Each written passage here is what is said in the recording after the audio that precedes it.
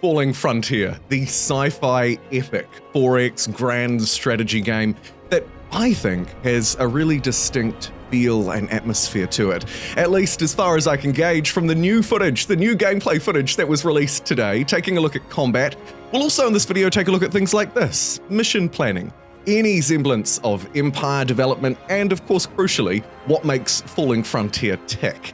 There's some new combat gameplay in particular that is hot off the press, just released, that we'll be taking a look at around the edges, also looking at those other things that I've mentioned.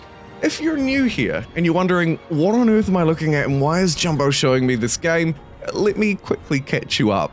Falling Frontier is a sci-fi RTS game, and one, as you can see and potentially hear, does something a little bit different. It focuses in not just on ship design and your actual units themselves, but on enemy supply lines, on espionage, minefields, reconnaissance, and ambush. And that's a crucial part of how Falling Frontier plays out, as we learned recently in some insights from the developer. What you're looking at now is the brand new gameplay footage. This was released at the time of recording only a few hours ago, and most of it, with the exception of this slight introduction here, is real in-game footage of the ships and of the combat. So what makes Falling Frontier tick then? Well, for starters, it's a procedurally generated world that we're playing within, a star system obviously. It's a sci-fi RTS, and of course the big focus will be around our ships. That's why all of the gameplay is focusing in on it. However, as you'll see around the edges, there are other elements to this game as well.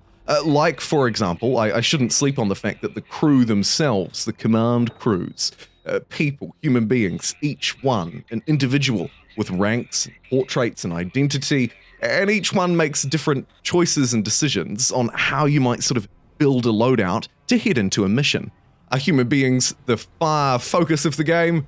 No, of course, we're looking at ships and ship design, because obviously, in a game of this scale, and in a game in this setting, ship design is going to be very important.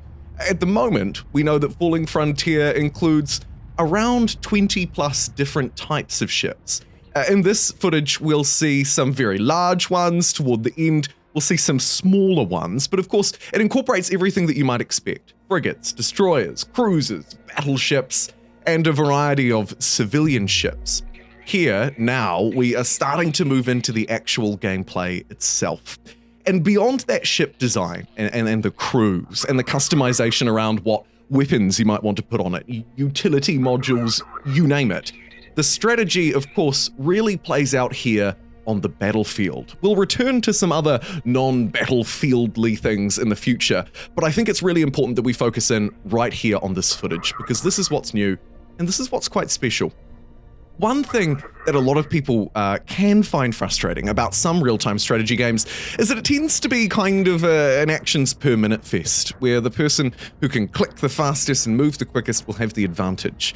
Falling Frontier may offer advantages like that, but what we're seeing here is kind of the opposite to that. We're seeing a really detailed simulation, at least it seems. Of course, it is early days here, don't get me wrong, of a battle between, in this case, actually just the two ships. But what you'll notice are a few really interesting things playing out. Firstly, the missiles that the ships are projecting, the enemy ones in particular, are highlighted a little bit for us. We can see their trajectories, we can see them a little easier in the heads-up display on the map. The other thing to note is just the level of control and customization here. You can see that every time the player's clicking into a ship, and potentially looking at some of their targeting systems on the left-hand side of the screen, alongside the information, that the world slows down. It slows down, it gives them an opportunity to properly target the forward or rear VLS in this case, to make sure that they're lining up their shots. They're also intercepting enemy missiles coming from their ships.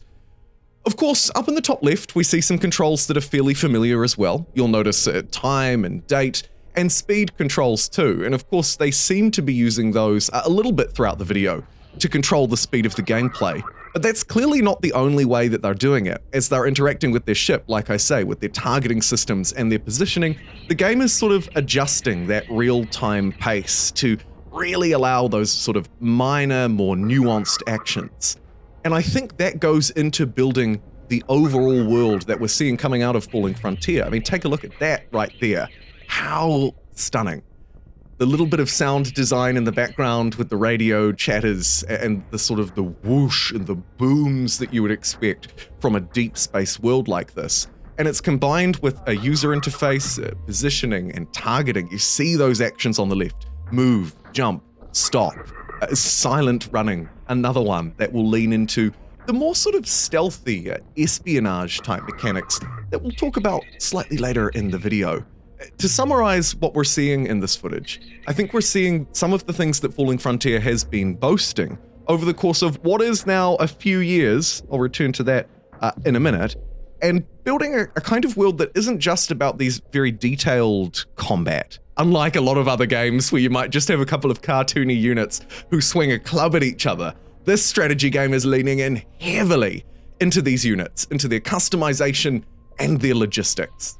Let's zoom out for a fraction and talk about the gameplay more broadly. Of course, we have this detailed combat system inside of, as I've mentioned, a procedurally generated world.